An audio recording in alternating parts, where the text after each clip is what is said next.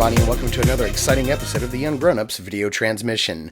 I'm your host, Mark, and today we're going to be taking a look at the DC Comics supervillains New 52 Joker action figure. This, of course, from DC Collectibles.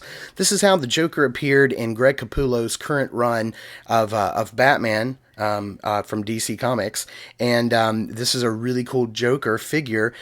This is, of course, is from the storyline between him and Scott Snyder, where the Joker has removed his face and then strapped it back on. It's a pretty gruesome new vision of the Joker. This, of course, comes from I believe because I'm currently reading it, I think it is the Death of a Family storyline, to tie back into the original Death in the Family storyline.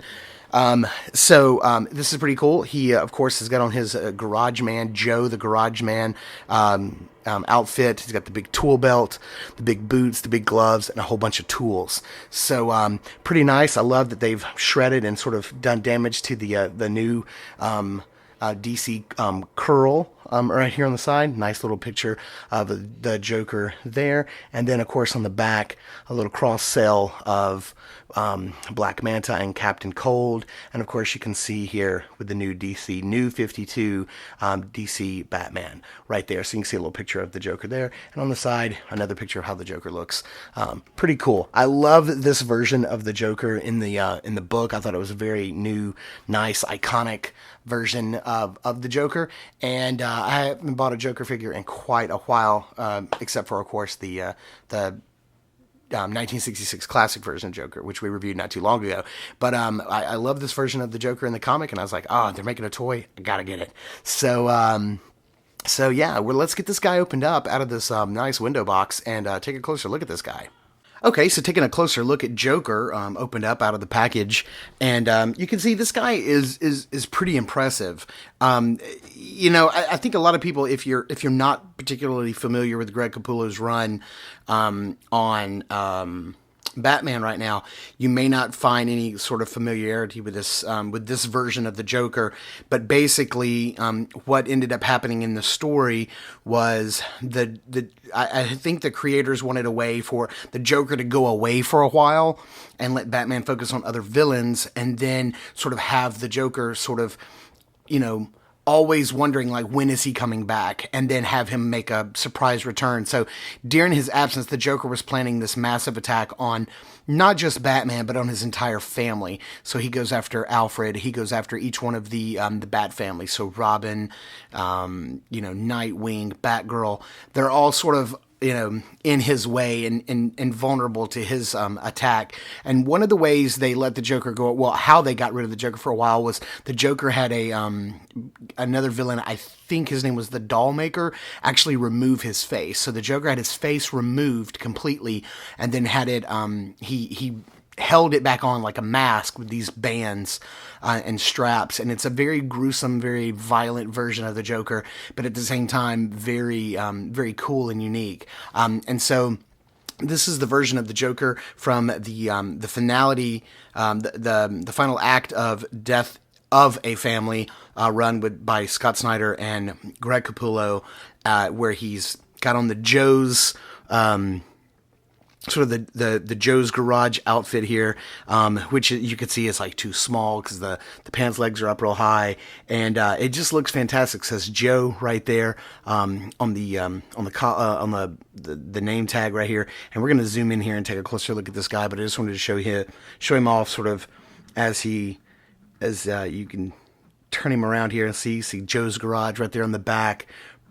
Pretty muted colors. I think the colors are showing up a little more bright and vibrant on camera, but he's actually quite muted in the colors. And you can see the 4 accessories he comes with, which is sort of like a handsaw, a pair of pliers, a hammer, and an adjustable wrench. Big old monkey wrench. You can see all the other tools that are made onto the belt. They're sort of sculpted on, and you can't pull those out. So, and some of these tools do fit in the belt. So why don't we zoom in and take a closer look at some of the detail that DC Collectibles has sculpted into this awesome figure. Okay, zooming in here on the face, you can see exactly what I was talking about, how the face is sort of being held on with this one big major strap around the back of the head, and how it's kind of like stapled together.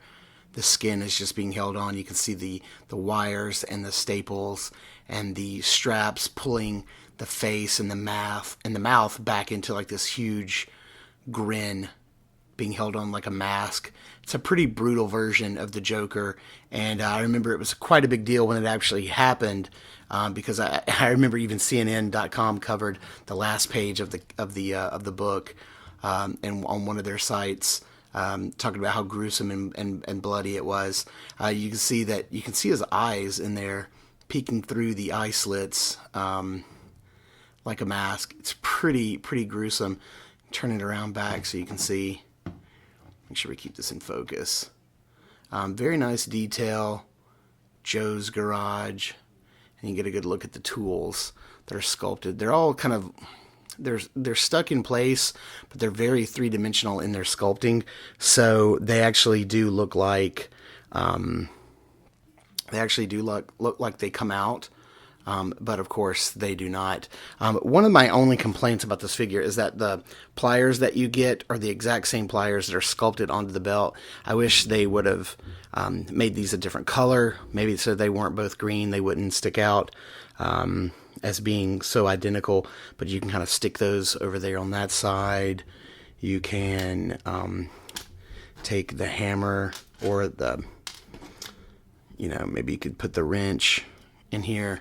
You can pretty much do whatever you want to with the tools. You can put the hammer in there if you wanted, because the Joker also has two spaces here on the front, to where you could either put the wrench or the hammer or whatever here in the front, and then on this side you could put in the long knife. It can kind of hang down. Very soft, pliable plastic. You can see how bent it already actually is. So, yeah, this guy looks really fantastic. Old Joe name tag. He is really, really cool. Why don't we zoom back out, go over the articulation just a little bit. I don't like to dwell on articulation, and wrap up this review.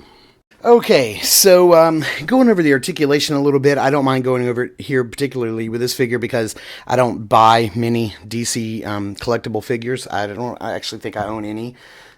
So for me, the articulation is sort of this is sort of a newer figure in my collection.